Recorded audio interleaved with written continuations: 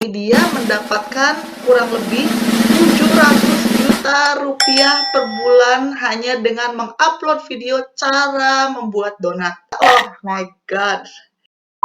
Hai guys, di episode kali ini saya akan membahas ide bisnis yang bagus banget buat ibu rumah tangga atau siapapun yang doyan masak sebenarnya, mau anak muda, mau ibu-ibu, atau mau mas-mas, bapak-bapak, om-om yang doyan masak, bisa juga untuk dapat uang dengan cara ini. Penasaran gimana caranya? Sebelumnya jangan lupa di subscribe dulu, like dan komen karena channel ini membahas berbagai cara-cara untuk mendapatkan uang tambahan. Ide bisnis yang mau kita bahas kali ini adalah membuka channel masak di YouTube.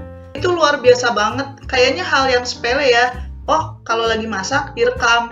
Itu kayak sepele banget, tapi ternyata uang yang mungkin teman-teman dapatkan itu jumlahnya sangat besar. Nggak percaya? Kita lihat buktinya ya. Nah, ini adalah channel dari Ibu Erni Tangerang. Halo Bu Erni. Nah, Bu Erni ini jumlah followernya pada saat saya syuting ini ya, dia jumlah followernya hampir 900.000.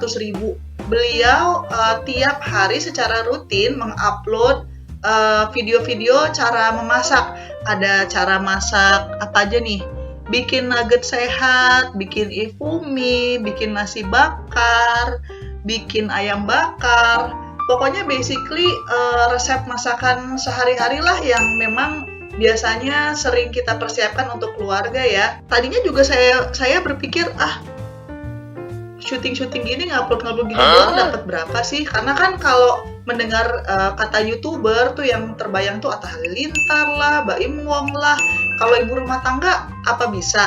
Tapi ternyata setelah saya research dan lihat contohnya, jawabannya adalah bisa. Kita lihat ya Bu Erni dapat berapa per bulan dan per tahunnya ya. Nah, sekarang saya masuk ke Social Blade. Kalau buat teman-teman yang belum familiar dengan Social Blade, basically Social Blade ini adalah website yang bisa menunjukkan kepada kita YouTube channel tertentu itu kira-kira penghasilannya berapa. Per bulannya beliau diperkirakan mendapatkan bisa mulai dari $800 sampai 13.000.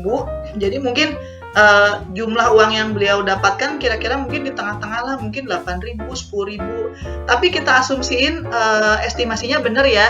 Per bulan Bu Erni mendapatkan uang hampir 200 juta rupiah dari membuat video cara membuat ayam bakar.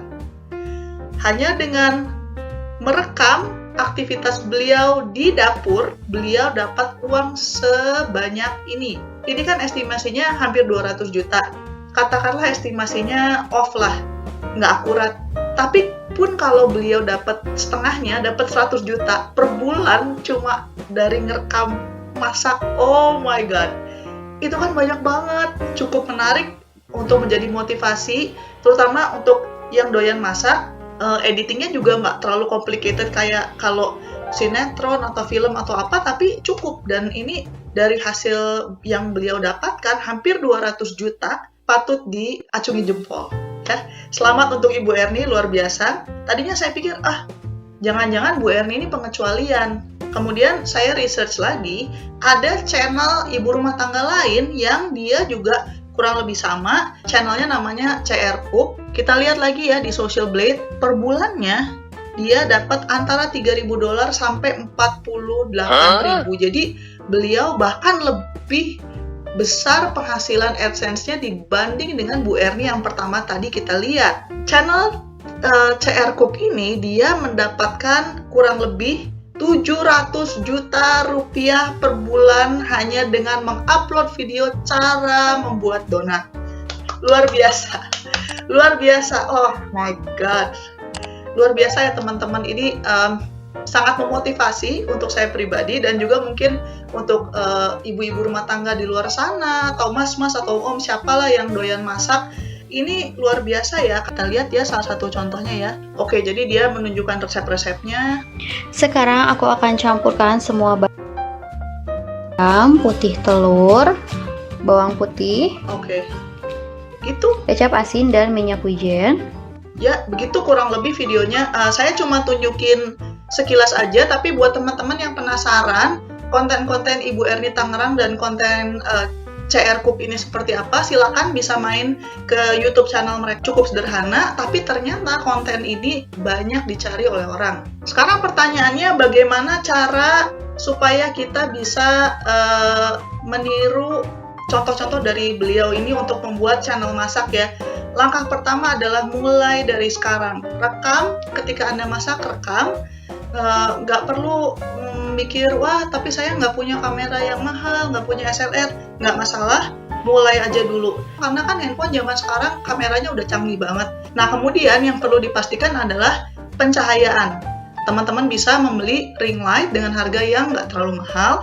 Dan selanjutnya pastikan juga teman-teman itu mengambil video dari berbagai sudut. Karena saat perekaman yang dari berbagai angle ini akan sangat membantu ketika kita melakukan video editing, jadi biar nggak monoton gitu. Nah selanjutnya setelah udah selesai ngerekam video masak-masak tersebut, tentu saja perlu kita edit. Karena videonya kalau misalnya langsung diupload ke YouTube begitu saja kurang menarik ya, karena kan butuh teks, resepnya seperti apa, kemudian mungkin bagian-bagian yang kurang menarik itu dipotong, kayak misalnya kalau lagi ngomong bengong, atau nunggu minyak panas kan ngapain ditayangin gitu. Kita perlu potong bagian-bagian yang kurang menarik. Nah, hal lain yang cukup penting juga yang saya belajar dari YouTuber yang sudah lebih senior, kita targetkan konten video tersebut hasil akhirnya di atas 10 menit. Karena kalau di atas 10 menit kita itu bisa naruh iklan lebih banyak. Tapi di saat yang sama jangan sampai juga videonya terlalu lama gitu. Karena kalau videonya lama kayak 30 menit, 45 menit, cuma nunjukin cara masak ayam bakar doang, itu kecenderungannya penonton akan mudah bosan. Jadi sarannya untuk tipe-tipe konten memasak yang seperti ini, keep it short, mungkin sekitar 10 sampai 13 menit itu adalah waktu yang ideal ya. Nah kemudian ketika kita ngedit, baiknya kita awali dengan klip masakan yang sudah jadi, dan ini yang saya lihat dilakukan oleh channel CR Cook ya. Kalau kita balik lagi ke video beliau, kita lihat nih. Nah, beliau awali dengan hasil akhirnya dulu supaya lebih memotivasi penonton, nunjukin oh ini hasil akhirnya kelihatannya enak kok gitu, supaya memotivasi penonton untuk nonton sampai akhir. Ketika editing itu kita harus memastikan suara yang terdengar itu jelas, karena biasanya konten YouTube kalau kualitas gambarnya biasa-biasa aja tapi editingnya menarik dan suaranya jelas, kecenderungannya video tersebut akan lebih bisa menarik untuk penonton. Kalau misalnya suara ketika sambil masak itu sambil ngomong suaranya nggak jelas, misalnya karena cuma pakai mikrofon yang ada di dalam HP-nya, ataukah ketutupan sama suara minyak panas lah apa segala macem, yang bisa teman-teman lakukan adalah menambah voice over. Jadi setelah videonya udah selesai direkam, udah selesai diedit, kita bisa tambahkan suara, cukup dengan merekam suara kita, pakai HP juga bisa, terus diedit ditambahin lagi ke si video tersebut. Nah untuk lebih menarik juga kita tambahkan hal-hal lain, semisalnya pakai background musik ya biar nggak terlalu bosen. Dan zaman sekarang background musik itu juga banyak yang gratis yang bisa kita tinggal download aja. Karena jangan sampai teman-teman udah capek-capek bikin video terus musik backgroundnya musiknya Ariana Grande lah atau siapa, Mariah Carey atau Raisa, jangan, karena itu bisa jadi kena masalah hak cipta. Jadi sayang sekali kalau misalnya video teman-teman itu tidak bisa dimonetize karena melanggar hak cipta orang lain. Nah, untuk memudahkan proses pengeditan, kita juga jangan lupa nih, aplikasi yang dipakai untuk ngedit itu sangat berpengaruh. Dari pengalaman saya pribadi, kalau pakai aplikasi video editing yang nggak bagus, itu bisa habis waktu banyak banget, bisa kayak 6 jam lebih. Tapi kalau pakai aplikasi yang user friendly, yang kita pakainya juga nggak bingung ini itu, nggak terlalu banyak hal-hal manualnya, yang sudah banyak fitur-fitur otomatis yang tinggal ditambahkan, itu bisa membuat lebih cepat. Nah, ini yang saya sarankan, Render Forest. Render Forest ini aplikasi yang bagus banget karena dia punya banyak template-template yang bisa teman-teman langsung pakai, termasuk untuk ngedit video YouTube. Ya, jadi dia udah punya nih text holder gitu. Dia udah punya template-template, jadi sangat recommended. Nah, kalau udah selesai ngeditnya, yang nggak kalah penting adalah pastikan teman-teman menggunakan thumbnail yang menarik. Kalau kita balik lagi ya ke channelnya Ibu Erni dan channel CR Cook ya, kita lihat sebenarnya simple. Yang mereka lakukan adalah thumbnailnya cukup foto makanannya, terus foto beliau. Ini kalau Bu Erni ada muka beliaunya. Kalau channelnya CR Cook ini kalau nggak salah nggak ada muka beliau, tapi ada tulisan nama masakannya apa. Untuk memudahkan bikin thumbnail ini, ada banyak banget zaman sekarang aplikasi yang teman-teman bisa pakai. Salah satunya nih FreePic nih. FreePic ini dia enak banget buat ngedit YouTube thumbnail karena udah banyak template yang bisa dipergunakan. Seperti bisa lihat di sini, tinggal pilih aja mau pakai yang stylenya seperti apa. Apakah mau yang lebih ke arah segmen pasar anak muda, atau mungkin yang lebih dewasa, jadi lebih rapih, lebih profesional gitu. Tinggal diganti kata-katanya, tinggal diganti fotonya, dan ini udah bisa dipakai. Yang lebih seru lagi, ini FreePic ini gratis, jadi teman-teman gak usah khawatir. Kalau yang mau nyoba FreePic, lagi-lagi saya put linknya di deskripsi di bawah ya, silakan ke sana, klik. Fitur-fitur basicnya banyak yang gratis yang bisa teman-teman manfaatkan. Kalau misalnya teman-teman nanti udah sukses YouTube channelnya, mau fitur-fitur yang lebih eksklusif, itu bisa upgrade di sana. Nah, selain FreePic, untuk membuat YouTube thumbnail, kita juga bisa menggunakan yang dinamakan Canva. Nah, Canva ini juga serupa, dia punya banyak fitur. Salah satunya adalah untuk membuat thumbnail YouTube. Nih, contohnya bisa kita lihat di sini. Sebelum kita mengupload ke YouTube, pastikan teman-teman mengganti nama filenya. Jadi jangan sampai nama filenya project 1 atau project 2, jangan. Ganti nama filenya dengan nama-nama yang sesuai sama videonya, misalnya cara membuat ayam bakar. Karena algoritma YouTube itu akan membaca nama file, terus tag-tag yang teman-teman pakai, deskripsi, untuk membantu si YouTube-nya menentukan ini konten sebenarnya tentang apa sih, dan YouTube algoritma itulah yang akan menyarankan video teman-teman ke orang-orang yang sekiranya akan tertarik dengan video tersebut. Nah, tag itu jangan di-put secara random ya teman-teman, karena tag itu akan menjadi sangat relevan sekali untuk menentukan konten itu bisa dengan mudah ditemukan atau tidak. Nah, tadi saya udah cek, karena saya penasaran Bu Erni itu pakai tag apa aja sih. Jadi yang saya lakukan adalah saya masuk ke salah satu video beliau, misalnya yang ini. Kemudian saya klik kanan. Ini saya tekan view page source ya. Kemudian saya search yang namanya keywords. Nah, dari sini saya bisa lihat beliau pakai kata kunci atau tag apa saja di video tersebut.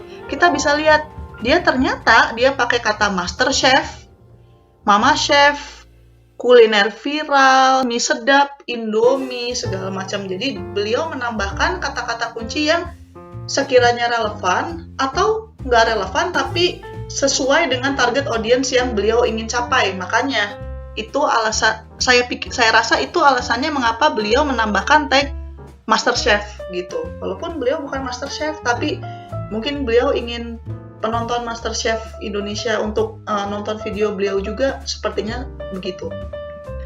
Nah, kalau cara ini terlalu complicated buat teman-teman, kayaknya rumit banget gitu, baca codingnya panjang. Ada cara yang lebih mudah, yaitu dengan menggunakan satu aplikasi yang namanya vidIQ.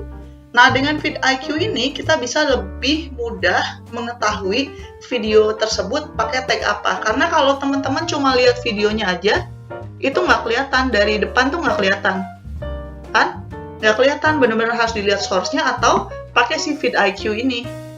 Nah, buat teman-teman yang tertarik untuk vidIQ, bisa lagi-lagi klik link di bawah, karena vidIQ ini ada trial gratisnya, teman-teman bisa coba merasakan sendiri kemudahannya daripada ngelihat page source-nya. Lebih mudah menggunakan si aplikasi vidIQ ini. Dia juga punya banyak fitur-fitur untuk menyarankan apa yang cocok untuk video teman-teman, apa yang bisa membantu konten untuk trending dan segala macam, dan juga mempelajari kompetitor kita seperti apa, data-data yang mereka pakai, tag-tag yang mereka pakai. Kita bisa belajar banyak banget dengan menggunakan FeedIQ ini. Yang tidak kalah penting adalah konsistensi. Karena kalau kita lihat ya, dari contoh yang saya tunjukkan, Bu Erni ini dia upload tiap hari. Channel si Arkuk dia nggak upload tiap hari banget, tapi kalau saya hitung-hitung kurang lebih beliau upload sekitar 3 kali seminggu. Jadi kuncinya adalah konsistensi teman-teman. Kalau pengen punya follower atau subscriber yang banyak, sangat penting untuk memastikan kita ada konten yang konsisten. Karena kalau misalnya uploadnya cuma tiap 2 bulan sekali atau tiap lebaran, tiap tahun baru, kontennya itu akan susah untuk mendapatkan prioritas di algoritma YouTube-nya. Tentu saja kita harus realistis ya, nggak mungkin teman-teman cuma buat video 1 atau 2, diupload terus berharap dapat uang 700 juta per bulan seperti yang punya channel si Arkuk. Nggak mungkin. Kalau saya lihat beliau-beliau ini juga channelnya udah beberapa tahun ya, udah lebih dari 2 tahun sampai mereka akhirnya mencapai level seperti itu. Syarat untuk mendapatkan approval dari YouTube untuk monetisasi adalah jumlah subscriber minimal 1000 dan jam tonton itu minimal 4000 dalam 12 bulan terakhir gitu. Jadi sangat penting untuk make sure kontennya itu berkualitas dan juga ada konsistensi dari teman-teman. Tapi mudah-mudahan dengan saya menunjukkan 2 contoh tersebut, semoga bisa menjadi motivasi untuk teman-teman yang sekarang sedang mencari cara untuk mendapatkan uang tambahan. Jangan lupa di like, comment, dan subscribe, karena insya Allah channel ini akan berbagi lebih banyak lagi cara-cara untuk mendapatkan uang tambahan. Sekian dulu, selamat mencari uang tambahan. Dah!